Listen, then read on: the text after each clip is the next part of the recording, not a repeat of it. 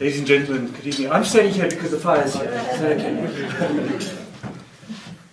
We need a topic. What should we talk about? What is the best thing that we could use as a topic for an after-dinner speech on an occasion like this? Come on. When Peter introduced me, you always get one, don't you? When Peter asked me to come and share some time with you this evening and to do the after-dinner speech, I did what any seasoned professional speaker would do. I panicked. My mouth went like sandpaper, my guts like jelly, and my brain just froze. What to speak about? I mean, it's impossible for somebody like me to come and talk to a bunch of Rotarians about Rotary. So that was clearly out of the question. And as an Uitlander, I can't possibly share items of local interest. So talking about Escort was clearly out of the question. Of course we could talk about Cheryl. But that would be ungentlemanly. So what to talk about? Well, perhaps we should talk about Cheryl. And Rotary and Escort, because tonight we're celebrating. We're celebrating the fact that Cheryl is about to be inducted as the new president of the Escort Rotary Club. We have a new leader in our midst. In fact, that's it. We will talk about leadership. Because I don't need to tell you that Rotary and Lions and other voluntary organizations are the most leadership-intensive organizations on the planet. It's not like the business world where I come from, or the military, or even the public service, where your title gives you some kind of power. Believe me, when you start paying attention to somebody who's got more say over what you earn and what your career prospects are than you have. But it's not like that here, is it? This club will stand and fall on President Cheryl's ability to exercise the purest form of leadership. And that is the ability to get the most out of a team of volunteers by influence alone. The fact that she is about to become president gives her very little in the way of positional power, and she's going to have to exert her true leadership skills to make this club fly, as Peter has done this year. And it just so happens that I am eminently qualified to talk to you about leadership. You should just see the rows and rows of books on leadership that I've got in my bookshelf. The eminent minds on leadership from Harvard University, London School of Economics, Escort High. And these are guys with huge amounts of information. When I look at any one of those books, there are hundreds of ideas. And I look at the titles of the authors, and they've got all these strings of letters behind their names. You know, the ones like MA and PhD and MBA. And what have I got? I've got 4 letters. MABG. Middle-aged bald guy. So, what qualifies me to talk about leadership against all of those authors? Nothing. So now I've got 2 problems. The first is we still don't have a topic for tonight. And the second is that I've just exposed myself as a fraud. Because it so happens, as David mentioned, that I earn a living as a leadership coach. And now I have to admit that I know squat about leadership. I suppose I can claim at least to be a reasonable coach, because the essence of a sustainable coaching practice is repeat business. And the essence of repeat business is persuading the guys who come to you to address a particular problem that they've got, that in fact it's one of 10 problems at least that they need to sort out. And I'm so good at this, I even did it to myself.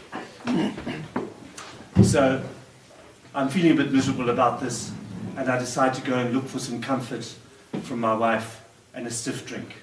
I always say that when I'm feeling a bit down, nothing beats my wife and a whiskey. So I get a coffee. And an admonishment. Of course you know about leadership, she says. I do? Please remind me. Just one thing. What do I know about leadership? And she says, well, what do leaders do? Go on, what's the first thing that comes to mind when people are leaders? And I said, well, and I got it.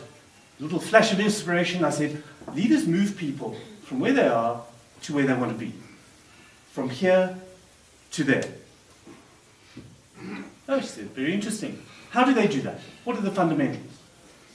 So I said, well, I guess the first thing that you've got to do is you've got to be able to stand up in front of them, whether it's a team of 4 or 40 or 400 or 4,000, however many you're leading, and you need to say, guys, we're here. This is our current reality. But by the grace of God, if we link arms, if we make commitments, good decisions, work hard, make sacrifices, we can end up over there. And if we do end up over there, the world will be a better place. Our organization will be stronger, and we as individuals will be more fulfilled. Now, I know what you're thinking. You're thinking, but this is good old 1980s vision and mission stuff where you print out your vision statement and you print it and hang it on the wall and everybody gets excited and off you go. How hard can this be? Well, there's a problem. And you would have seen it if you'd been with me the day I walked into the offices of our personnel recruitment agency. And you would have seen, as I did, cabinets full to bursting, couldn't close the doors, of CVs and references and certificates and interview guides. And they were piled on top of the filing cabinets, and they were in boxes on the floor and stacked in piles on the recruiters' desks. And you would have heard me have the following discussion with the manager of that unit. I said, Nicole, I've had an idea. Wouldn't it be great if we moved to a paperless office? She said, what? I said, we can get some new technology, we can get scanners and workflow systems, and we can get rid of all of this paper, and we can do things faster and better, much more professionally, and we can do things the same amount of work. In fact, we can do more work with fewer people. And she says, Andrew, our business relies on paper. It's a fact of life. I said, I know that, Nicole, but imagine if we could change all that, and we could bring in all of this technology. We could change the face of recruitment, I said. What do you think? And she goes, okay. Great, I said. So I went and I spent 60,000 Rand on fabulous scanners with stacking and double-sided and all the rest. Now, this was 15 years ago. 60,000 was a lot of money in those days. And we brought in consultants, and the cost of the consultants made this 60K look like petty cash. But they worked with us for 6 weeks, and we installed the hardware and the software, and they designed our processes so that we could introduce this paperless office. And for 6 weeks, I made a point of sitting with Nicole and her team, painting the picture of what it was going to be like in a paperless world. And every day, I embellished the picture. And we got more and more enthusiastic about what it was going to be like. I explained how it would look, how it would feel, even what it would smell and taste like, about this paradise that I had in my mind, paperless paradise. What do you think happened? We ended up with more recruiters, with paper budget that was double the size that we had before. We needed more desks for more people, more floor space, more filing cabinets. What do you think Nicole said? Not I told you so. It was worse than that. She said, so that didn't work out so well, did it? What do you want us to do now? So what went wrong? What had I missed? As I said, I'd spent 6 weeks painting that picture of where we were going. It was your picture. It was my picture, Yeah. number one. Number two, very importantly, Nicole and her team were like most people. They were comfortable with here. They knew it, they knew what was expected, They were used to the mess. That didn't faze them at all. They were comfortable. And that was my picture. And they said, in effect, we are staying here. They're Schmer. So what do we need to do? The lesson from that is that we can't just paint people a nice picture of where we're going. We need first to meet them where they are and make them understand, share with them the pain, push the pain button of where we are today. And say it is unconscionable, unthinkable, unacceptable for us to stay where we are. And the pain that we're going to experience by staying where we are is going to get worse and worse and worse. But we can reduce that pain if we move away. And so we use language, moving away from the pain. And once they're used to that, then we can turn around and use the language of the vision. So, leadership fundamental number 1, it's pain before paradise. Let them feel the pain of not moving before sharing the vision of the paradise. Leadership fundamental number 1. Leadership fundamental number 2. As a leader, once you've got them to understand the motivation of reducing the pain and increasing the pleasure of being in paradise, you've got to show them how. They know what is required, but what is the how of getting from here to there? Normally when I do this, I get everybody to help me with this exercise. So I'm going to pick some volunteers. And the people down the middle are in luck tonight, because you're not going to be my volunteers. But everybody around both sides, I'd like you to stand up with me, and the people at the back, if you would also stand up with me, we're going to do a little exercise. I want to make sure that you can all see me. And it doesn't matter which arm you use, but what you need to do is you need to lift up an arm and hold it parallel to the ground, exactly parallel to the ground. And we're going to do this together. So now what we're going to do is we are going to take our forefinger and our thumb and touch them very closely together like this. And then as quickly as you can, with me, now make sure that your arm is parallel to the ground, you're going to very quickly move your hand and touch your chin. Now turn to your neighbour and say, that is not your chin.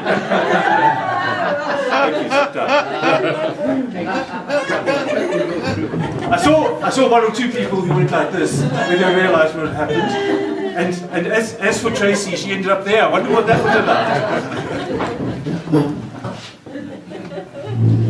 What happened then?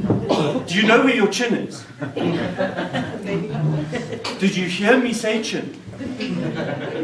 And you did this. What does this tell us? You're a good leader. Actions speak louder than words. You were moved more by what you saw than what I said. So, when you are leading your team from here to there, they're going to watch you. You've said enough in terms of motivating them with pain before paradise. When you start the journey, we need to be showing by leading from the front. They will follow your actions more than their words. So leadership fundamental number 2 is people are moved more by what they see than what you say. Leadership fundamental number 3 is your job as a leader is to inspire people to stay the course. I was watching Comrades, and I'm sure I wasn't alone. Lots of you were watching Comrades on TV a few weeks ago. And you would have seen a lot of people, more than usual, people dropping out of the race because it was very, very hot that day. Where did they drop out? And where are people going to lose momentum on your journey from here to there? It's not at the beginning. Once you've got people to let go of where they're of here and turn around and start moving, they've let go of that. They're actually quite energized. This is quite fun. Neither are you going to see them dropping out when the finish line is in sight. No, we tend to lose focus, lose momentum, lose enthusiasm in the middle. And so we need to keep their vision buckets full, what I call their vision buckets. So we've all got a vision bucket. And what we as leaders tend to do is we tend to say, once we have filled the vision bucket, we've done our job, and we can carry on with other things. Assuming that once people know where we're going, they've got the vision, that it's going to stay there. But what happens to our vision buckets? They leak. They've got holes in the bottom. The holes in the bottom are represented by their day jobs, the children that they've got to raise, the bills that they've got to pay, the relationships that they have to nurture. And so we need to fill up their vision buckets continuously. Somebody once said, and you probably heard people saying, you know, this motivational stuff doesn't work. You know, you get all fired up for a day, 3 at the most, and then it kind of goes down again. To which you reply, yes, of course, it's just like personal hygiene. That's why we shower every day. We've got to keep the vision bucket full. Now, how do you do that? Because once you've started on this journey, they no longer have the comfort of here. They've heard lots about there in terms of your words, but now they need more. What is that? Will my friends please stand up and join me in exploring what that might be? So, people on the left, people on the right, people on the left, please stand up. And grab a partner. And please don't tell me to define the word grab. So what you're going to do is you're going to face your partner and observe as much as you can about them. Okay? So if observe their hair, for example. For many of us, it doesn't take long. The glasses, the color of their tie. If it's a lady, is she wearing a necklace? What color is her blouse, and so on. Observe as much as you can. Sarah, I told you to look. Put him down. Okay, so now you've looked. So now turn, both of you turn, so now you are back to back with your partner. Now you can't see each other. Now, you've got 1 minute. I want you to change 12 things about your appearance, starting now. Go. Oh dear. Okay, stop. This is clearly not good. Okay. Back to back again. Back to back. We're going to change the rules slightly. You've now got 5 seconds to change 2 things. Don't go yet. When I say go, change 2 things about your appearance. And then, wait, okay, go. 1, 2, 3, 4, 5. Has everybody changed 2 things about your appearance? Okay, so what you're now going to do, again when I tell you, is you're going to turn and face your partner again. And you're going to identify the 2 things that your partner changed, and they'll do the same to you. And when you've both done that, you can celebrate with a high five. Okay, turn around and see if you can find those 2 straight away.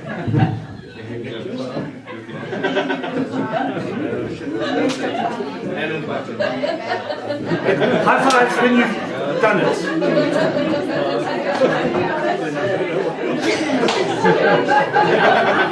Oh man. Sit down. Okay. Okay, take your seats again.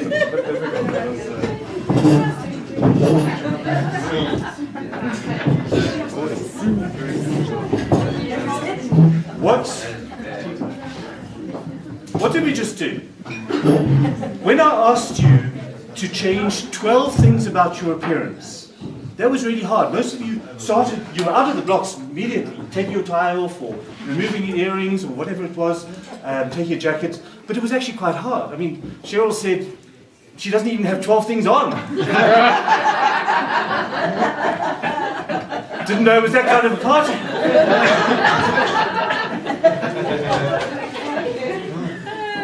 So we made it easier. We said, okay, I'll tell you what, we'll break it down. Instead of changing 12 things in 1 minute, let's change 2 things in 5 seconds. And then there was no problem. And it was easier to see what the 2 were, rather than to try and find 12. And then we celebrated with a high five. And that is the key to keeping our vision buckets full, is no more words, is that we need to be able to see that we are making progress by recognizing, making milestones, even if we make them arbitrarily. And when we get to our milestones, we celebrate and say, well done. So that's leadership fundamental number 3, is keep those vision buckets full. Get them to stay the course by using milestones and celebrations. Celebrate everything. And if there's nothing to celebrate, make it, and then celebrate it. So, President Pete and President-elect Cheryl, thank you for welcoming me into this space to share this very special occasion with you. I thank you for the opportunity, and I thank you for all the work that everybody does in this community for making our world a better place. And you can be justly proud of the work that you do in your communities by taking them from here to there. Thank you.